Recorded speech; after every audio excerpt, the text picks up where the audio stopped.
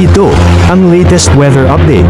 Alamin ang pinakasariwang ulat panahon ngayon dito sa Information TV Educational Channel. Narito nga ang ating pinakahuling satellite image kung saan ang southwest monsoon o habagat patuloy pa rin na epekto sa may Luzon, pati na rin sa may lugar ng Visayas. Tama natin, itong linya ng kaulapan sa may silangan ng ating bansa, ito ang tinatawag na Intertropical Convergence Zone o ITCZ. Ito ang salubungan ng hangin galing northern at southern hemisphere. Ito naman ay nagpapaulan sa ilang bahagi ng Visayas at Mindanao at ipapakita natin to sa mga susunod na slide.